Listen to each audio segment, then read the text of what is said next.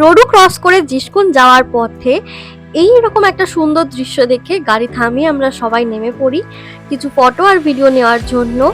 আর তো তোমরা দেখতেই পাচ্ছ কতটা সুন্দর, দূরে মনে হচ্ছে সব পাহাড়গুলো অনেক ছোট ছোট আর আমরা দাঁড়িয়ে আছি অনেক ওপরে আর মেঘগুলো ভেসে যাচ্ছে। উফ, এরকম একটা দৃশ্য দেখার জন্যই তো এতটা দূরে এত কষ্ট করে এতক্ষণে ট্রেন জার্নি করে আসা।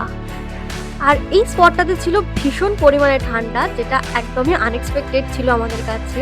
তো মন ভরে ফটো আর ভিডিও নেওয়ার পর আমরা আবার চলেছি জিসকনের পথে। আর এবারে গাড়ি একদম টানা গিয়ে থামবে জিসকন আমাদের হোমস্টের সামনে। ঠিক 5:30 নাগাদ আমরা পৌঁছে যাই আজকের আমাদের গন্তব্য জিসকন। আর সেখানে এরা আমাদের ওয়েলকাম করার জন্য দাঁড়িয়েছে। তো আজকের রাতটা ভালো করে রেস্ট নিয়ে নেওয়ার পালা, কাল থেকে আমাদের যেহেতু ট্রেক।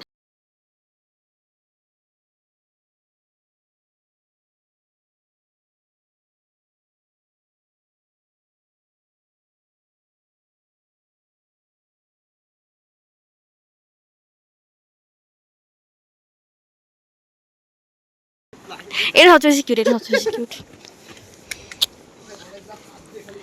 দিয়েছে এটা এটা এটা এটা এটা এটা। তো আমাদের 36 ঘন্টার ট্রেন জার্নি আর প্রায় 14 ঘন্টার গাড়ি জার্নি কালকে এখানেই শেষ হয়েছিল। আর যাও बोलो क्या बोल रहा है? हेलो बोल रहा है।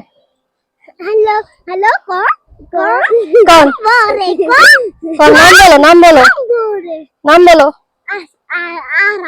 आरव। और तुम बोलो आयुष और तुम बोलो जसिका जसिका। तुम लोगों को पहचान लो। पंचान कैसे लगा प्लांट यहाँ पे? আমাদের জিসকনের হোমস্টেটা এখানে আমরা কালকে স্টে করেছি। আর জিসকন ওখানে লেখাও আছে। আর জিসকনের ভিউটা হচ্ছে এরকম, সূর্য উঠে গেছে, 9টা প্রায় বাজে। আর আমরা একটু পরে ট্রেকের জন্য বেরিয়ে পড়বো। তো কালকে অনেক রাত হয়ে গেছিলো এখানে ফিরতে ফিরতে। কাল সকাল 4টায় কালকামেল আমাদের নামিয়েছিল আর 4টে থেকে 5:30 এখানে ফিরেছি। তো কালকে অনেকটা রেস্ট করার পর আজকে একদম ফ্রেশ। আর এবার আমরা এখান থেকে বেরোবো। আমাদের ব্রেকফাস্ট মোটামুটি রেডি, ব্রেকফাস্টও লাগিয়ে দিয়েছে, আমরা খেয়ে দিই। এই যে আমাদের ব্রেকফাস্ট রেডি হয়ে গেছে। আর এখানে আমরা ব্রেকফাস্ট করবো। এখানে আমাদের ব্রেকফাস্ট চলে এসছে, চা, পাঠা, আচার, বাটার, সবকুছ। তো খেয়ে দিয়ে একটু পরেই বেরিয়ে পড়বো।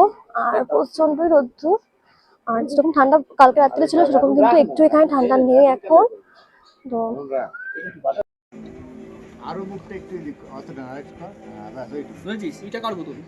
অসাধারণ একটা ব্রেকফাস্ট করে দারুণ সুন্দর একটা চা খেয়ে আমরা একদম পুরোপুরিভাবে রেডি আমাদের আজকের ট্রেকে বেরোনোর জন্য। তো চলো শুরু করা যাক আজকে আমাদের ট্রেক। এই তো আমাদের টিমের নায়িকা চলে এসেছে, আর কোনো চিন্তা নেই আমাদের, একদম একদম। হ্যাঁ, এরকমই হাসি মজা করতে করতে আমাদের দিনগুলো কেটেছিল খুবই সুন্দর। তো চলো বেরোনো যাক। আজকের আমাদের গন্তব্য জিসকন থেকে ঝাঁকা, মাত্র 5-6 কিলোমিটার মতো রাস্তা আজকে আমাদের ট্রেক করতে হবে, যার মধ্যে আছে একটা সুন্দর ওয়াটার ক্রসিং আর কিছু চড়াই আছে, যেটা ক্রস করে আজকে আমরা পৌঁছাবো আমাদের গন্তব্য ঝাঁকা।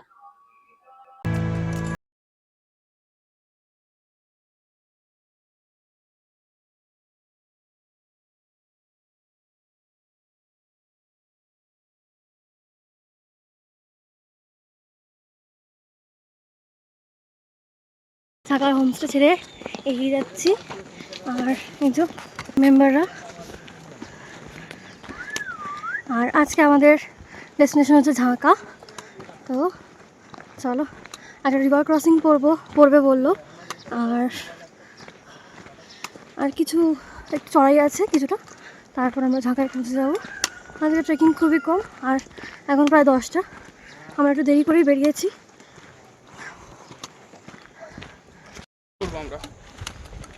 রিভার ক্রসিং কতটা উঠবো মোটামুটি? একদম ফাইনাল ডেস্টিনেশন 15,000।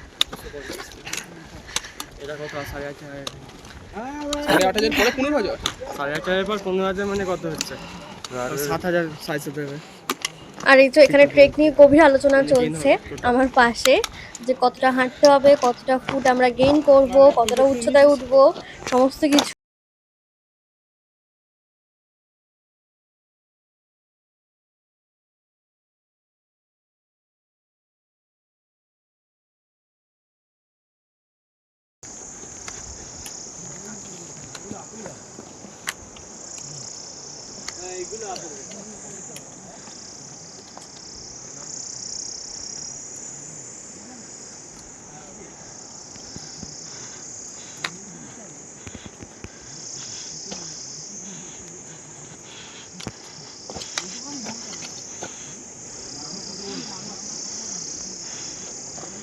অনন্ত সুন্দর প্রকৃতির মধ্য দিয়ে আমরা চলেছি আমাদের প্রথম ওয়াটার ক্রসিং এর দিকে।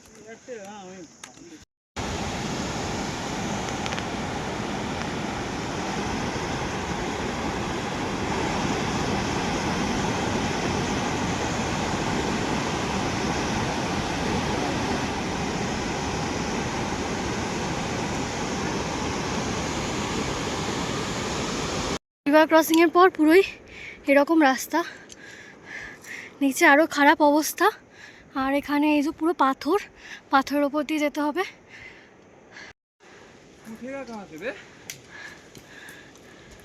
প্রথম দিনের ট্রেক আজকে আমাদের এখানে শেষ হলো, আর আমরা পৌঁছে গেছি ঝাঁকাতে। আর এটা হচ্ছে আমাদের দ্বিতীয় দিনের হোমস্টে।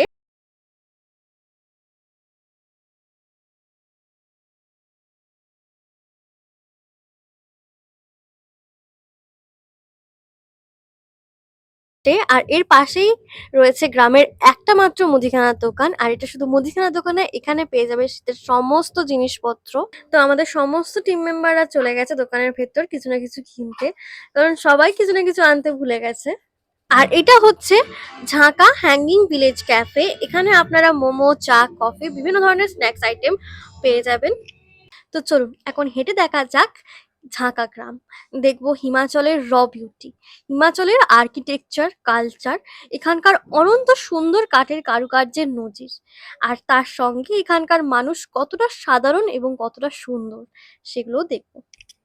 ঝাঁকা দ্য হ্যাঙ্গিং ভিলেজ খুব ছোট্ট মিষ্টি একটা গ্রাম। প্রায় 50-55 জন জনবসতি নিয়ে গড়ে ওঠা এই গ্রামটা রুপিন প্রাস টেকে আমাদের লাস্ট গ্রাম। লোকাল মানুষজনদের থেকে জানতে পারি ঝাঁকা থেকে কিছুটা দূরে ধারা নামের এক গ্রাম আছে, যেখানে কাঠের তৈরি অসাধারণ এক মন্দির আছে। আমার বাকি টিম মেম্বাররা সেখানে গেলেও সন্ধ্যা হয়ে আসায় আমি না যাওয়াটাই প্রেফার করি। হ্যালো, গুড মর্নিং ফ্রম ঝাঁকা। আমরা মোটামুটি রেডি হয়ে গেছি, এই যে ঢাকার সামনে দাঁড়িয়ে, আর ব্রেকফাস্ট করে আমরা বেরোবো। আর এখানের ভিউটা হচ্ছে এরকম।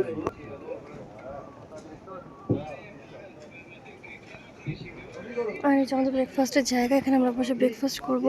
আর সুন্দর পুরো ফুল গাছ দিয়ে ভর্তি। আর এখানে দেখো একটা কাঠের চেয়ার টেবিল।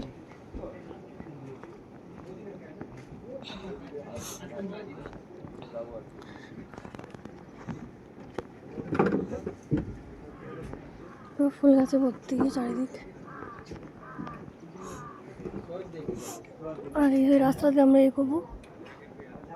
আর এটা হচ্ছে ডিক্লারেশন ফর্ম, যেটা আমাদের সবাইকে সাইন করতে হয়। আমরা নিজের ইচ্ছা এবং নিজের দায়িত্বে ট্রেক করতে যাচ্ছি, এটাই এখানে মেনশন করা আছে। আর এবার পালা ঝাঁকাকে বাই বলার। প্রায় 14-15 কিলোমিটার মতো আজকে আমাদের ট্রেক করতে হবে।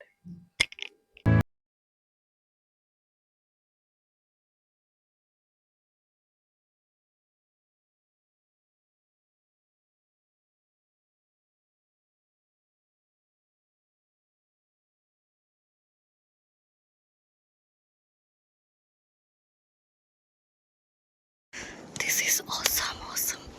দারুণ। ये देखो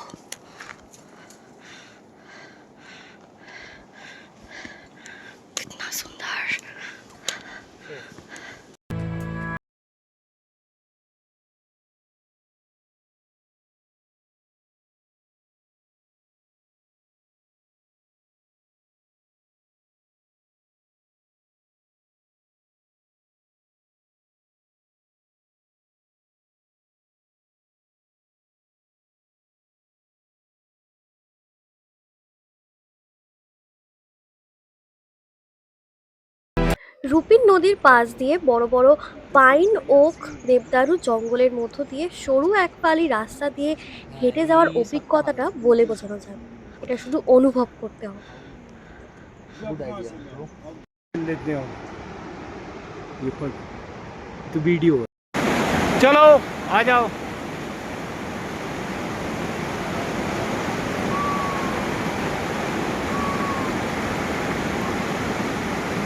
ये हमारे कोलकाता की ये उड़कनाल ब्रिज, उड़कनाल ब्रिज, ये हमारी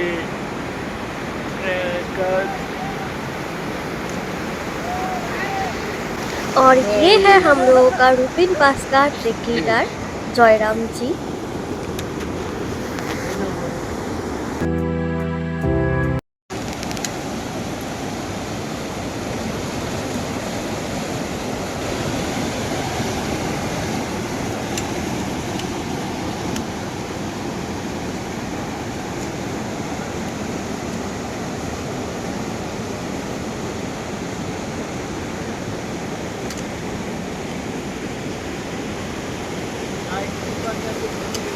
মাথার ওপর নীল আকাশ, সবুজ গাছ, হলুদ বুগিয়াল, পাশ থেকে বয়ে যাওয়া ছোট্ট একটা নীল নদী, প্রকৃতির সমস্ত রূপ যেন ভগবান এখানেই ঢেলে দিয়েছে।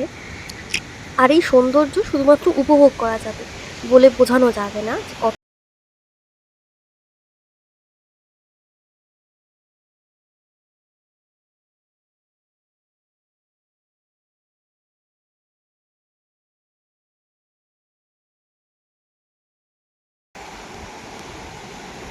তো এখানে একদল লোক চলে গেছে রুপিন নদী থেকে একদম ফ্রেশ জল ভরতে, আর একদল লোক ছাগল নিয়ে খেলা করছে।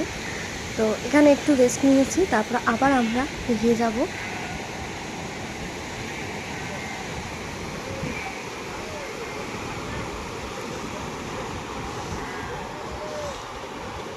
চারিদিকে বড় বড় পাহাড়ে ঘেরা, আর মাঝখানে একটা ছোট্ট নদীর পাশে দাঁড়িয়ে থাকার অনুভূতিটাই আলাদা, যেটা এখানে এসে আমি খুব ভালোভাবে অনুভব করেছি। সেটা চারকোনা ফোনের স্ক্রিন থেকে অনুভব করা কিন্তু একদমই সম্ভব নয়।